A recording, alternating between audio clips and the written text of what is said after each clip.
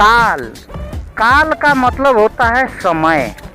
समय जो कार्य करने के अंतराल में पूरा होता है उसे काल कहते हैं। काल के भेद।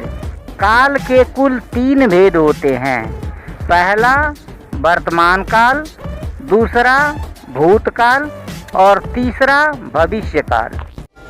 नमस्कार दोस्तों, ज्ञान की गठरी चैनल में उमा शंकर शर्मा की तरफ से आप सभी का स्वागत है। दोस्तों, आज हम हिंदी विषय पर चर्चा करेंगे।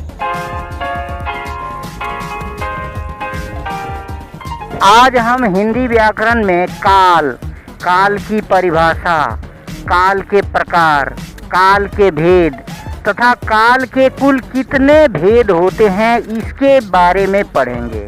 काल। काल का मतलब होता है समय। समय जो कार्य करने के अंतराल में पूरा होता है उसे काल कहते हैं। काल के भेद। काल के कुल 3 भेद होते हैं। पहला वर्तमान काल, दूसरा भूतकाल और तीसरा भविष्य काल। पहला वर्तमान काल, जो कार्य वर्तमान में घटित होने का संकेत दे रहा हो उसे वर्तमान काल कहते हैं। वर्तमान काल के भेद। वर्तमान काल के 5 भेद होते हैं। पहला सामान्य वर्तमान काल, दूसरा पूर्ण वर्तमान काल, तीसरा अपूर्ण या तात्कालिक वर्तमान काल, चौथा संदिग्ध वर्तमान काल और पांचवा संभाव या संभाव्य वर्तमान काल। पहला सामान्य वर्तमान काल। जहाँ कोई कार्य सामान्य ढंग से वर्तमान में होता दिखाई दे उसे सामान्य वर्तमान काल कहते हैं। जैसे अध्यापक पढ़ाता है, बच्चे पढ़ते हैं, सीता अपना काम करती है। दूसरा पूर्ण वर्तमान काल। जहाँ वर्तमान काल का कोई कार्य पूरा होते प्रतीत हो अथवा पूरा हुआ प्रतीत हो वहाँ पूर्ण वर्तमान काल होता है। जैसे पिताजी टहल कर आ गए हैं, अलका अपना निबंध पूरा कर ली है, हमने स्नान कर लिया है। तीसरा अपूर्ण या तात्कालिक वर्तमान काल। जहाँ पर वर्तमान काल का कोई कार्य पूरा न होने का संकेत दे रहा है।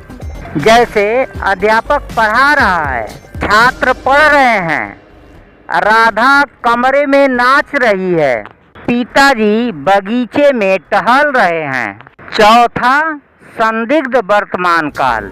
जहाँ पर वर्तमान काल का कोई कार्य पूरा होने में संदेह हो।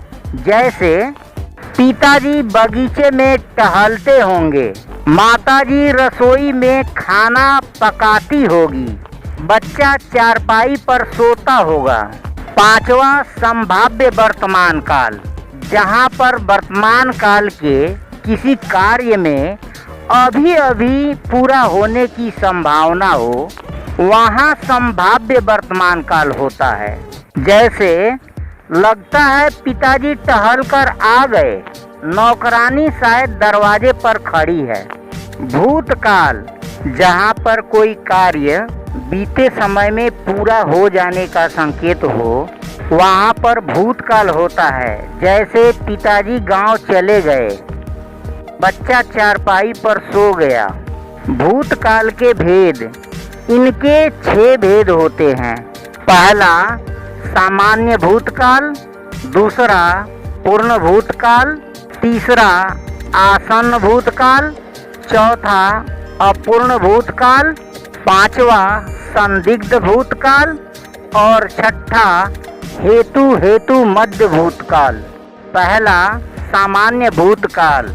जहाँ पर किसी कार्य के बीता होने का संकेत हो वहाँ पर सामान्य भूतकाल होता है, उसे सामान्य भूतकाल कहते हैं। जैसे नौकर चला गया, छोटू ने अपना पाठ पूरा याद कर लिया।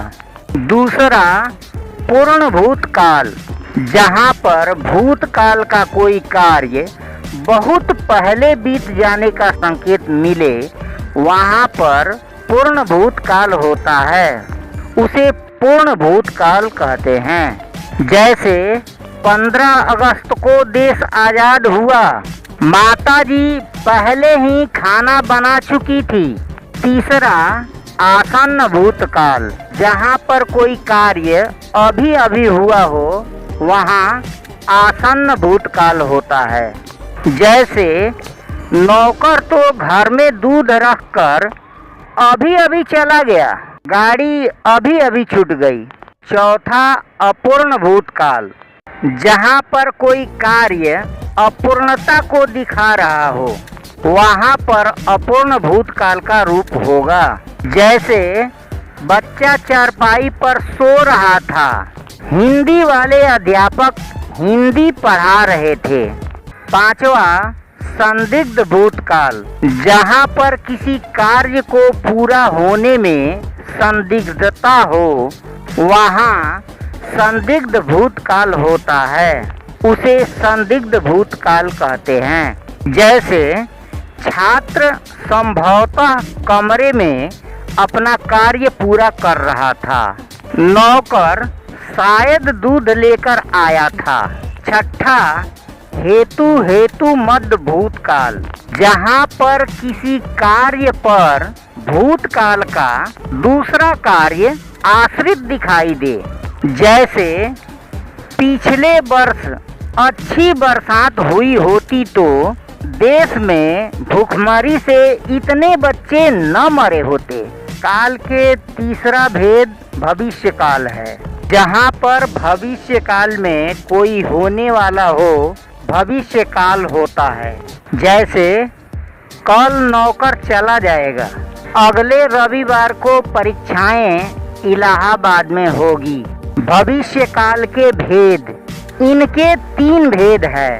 पहला, सामान्य भविष्य काल, दूसरा संदिग्ध भविष्य काल, और तीसरा हेतु मध्य भविष्य काल। पहला, सामान्य भविष्य काल, जहाँ पर भविष्य काल में कोई कार्य होने की संभावना हो, वहाँ सामान्य भविष्य काल होता है। जैसे वह कल चला जाएगा, 1 सप्ताह में परीक्षा समाप्त हो जाएगी। दूसरा, संदिग्ध भविष्य काल, जहाँ पर भविष्य काल में किसी कार्य के होने की संभावना संदिग्धता हो। जैसे शायद पिताजी घर पहुँच गए होंगे, लगता है 1 घंटे में बरसात शुरू हो जाएगी। तीसरा, हेतु मध्य भविष्य काल, जहाँ पर भविष्य काल की किसी बात पर भविष्य की दूसरी बात निर्भर हो। जैसे आप लोग अधिकारी बन जाएंगे तो आप लोगों का विवाह भी जल्दी हो ही जाएगा। अभी तक हम लोगों ने इस वीडियो में काल की परिभाषा, काल कितने प्रकार के होते हैं, काल के भेद, काल के प्रकार वगैरह पढ़ा।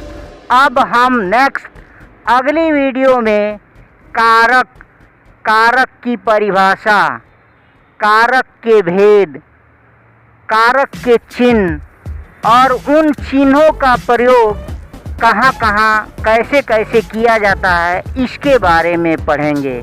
मिलते हैं अगली वीडियो में कारक के साथ। ये उम्मीद है कि हमारी वीडियो आपको पसंद आई होगी। अगर हमारी वीडियो पसंद आई तो लाइक कीजिए, सब्सक्राइब कीजिए, शेयर कीजिए और बेल आइकन दबाना मत भूलिए। जैसे ही हमारी नई वीडियो आएगी, सबसे पहले आपको नोटिफिकेशन जाएगा और आप वीडियो देख सकेंगे।